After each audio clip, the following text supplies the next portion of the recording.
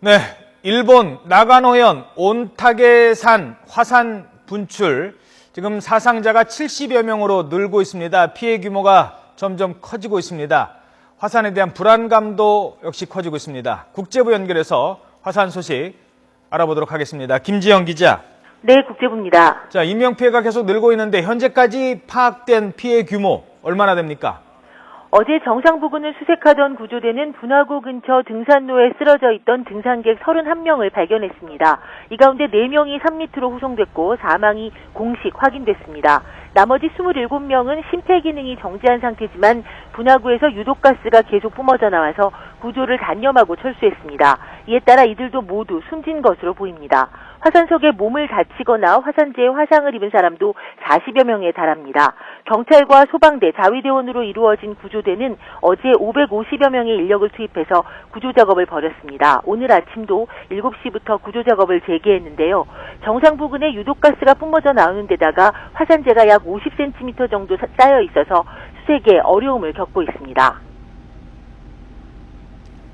자, 이렇게 화산 분출이 계속되면서 2차 피해도 우려되는 상황이라고요? 네, 일본 기상청은 이번 분화가 수증기 분화로 추정된다고 밝혔습니다. 수증기 분화란 지하의 마그마로부터 유래된 수증기가 가열돼서 압력이 축적된 끝에 주위의 암석을 파괴하면서 나타나는 폭발 현상을 일컫습니다.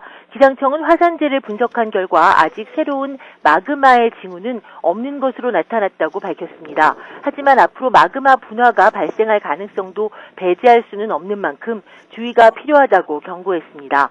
최초 폭발 당시보다 기세가 다소 약해지기는 했지만 온타케산은 아직도 연기와 재를 뿜어내고 있습니다. 이 때문에 2차 피해 우려도 더 커지고 있는데요. 화산재가 100km 밖에서도 관측되면서 보건당국에 비상이 걸렸습니다.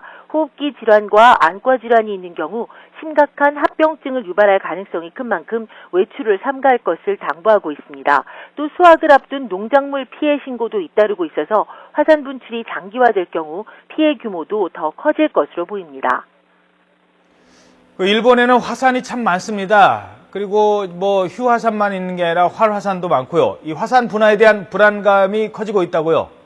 네, 그렇습니다. 말씀하신 대로 일본의 활화산은 모두 80여 곳으로 추정됩니다. 이 가운데 47곳은 언제 분화가 시작될지 모르는 상태라서 불안감이 커지고 있습니다. 특히 지난 2011년 동일본 대지진 이후 일본 열도의 지각 변동이 활성화되면서 후지산을 비롯한 휴화산도 영향을 받고 있다는 지적이 나오고 있습니다. 전문가의 말 직접 들어보시겠습니다. 過去の例を見ますと、マグニチュード9クラスの地震の後にその近くの火山が噴火したという例がたくさんあります。カムチャッカとかチリとか、あとスマトラとかですね。 실제로 후지산의 경우 지난해 미세 지진이 하루에 150차례나 발생해서 300년 만에 대규모 폭발 가능성도 제기되고 있어서 대책 마련이 시급하다는 지적이 나오고 있습니다.